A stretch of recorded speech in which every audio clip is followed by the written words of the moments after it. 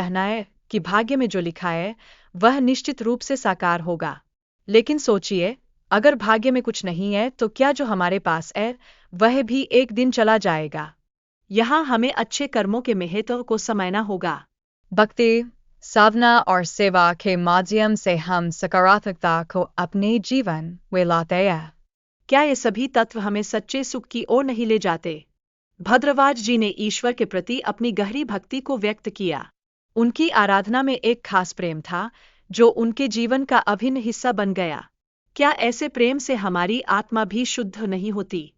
इसी संदर्भ में प्रेम में स्वार्थ का कोई स्थान नहीं होता। यह प्रेम तो आत्मनिष्काम होना चाहिए। क्या आप सोच सकते हैं कि सच्चा प्रेम वही है जिसमें स्वार्थ का कोई भाव नहीं है? प्राकृतिक प्रेम को जागृत करना जीवन की एक आवश्यकता है। जब यह प्रेम जागृत होता है तो क्या हम सच में भगवान से जुड़ नहीं जाते? भक्ति और प्रेम में एक प्रमुख अंतर है। प्रेम में कभी समय नहीं पूछा जाता। क्या प्यार करने वाले कभी समय की परवाह करते हैं? जीवन में सच्चा आनंद तभी मिलता है जब हम प्रेम की गहराई में उतरते हैं। यह आनंद तात्कालिक नहीं बल्कि स्थायी होना चाहिए।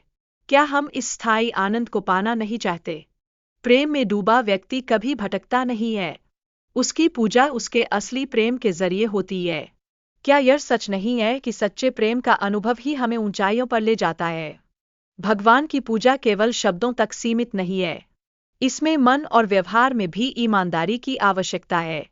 क्या यह सच्चे प्रेम का सबसे बड़ा प्रमाण नहीं है? भगवान को रोजाना स्नान कराना और उन्हें अच्छे कपड़े पहनाना पूजा का एक खास हिस्सा है। यह हमारी धार्मिक आस्था और श्रद्धा को दर्शाता है। क्या हम इसे अपनी दिनचर्या में शामिल नहीं कर सकते? पंचोपचार पूजा में 5 महत्वपूर्ण अंश होते हैं जो भगवान की भक्ति को दर्शाते हैं। लेकिन अगर हमारा ज्ञान अधिक हो तो क्या हमें और आगे नहीं बढ़ना चाहिए? मन की शुद्धता से ही भगवान की प्राप्ति होती है। अगर मन शुद्ध नहीं है तो बड़े से बड़े तिलक का भी कोई लाभ नहीं है। क्या यह सच नहीं है कि मन की शुद्धता सबसे महत्वपूर्ण है? शुद्ध प्रेम से भगवान का नाम लेने से हर व्यक्ति को उद्धार मिलता है। चाहे आप पापी हो या शुद्ध आत्मा, क्या नाम का जाप हमेशा लाभकारी नहीं होता? भगवान ने मानव रूप देकर हमें बड़ी दया दिखाई है।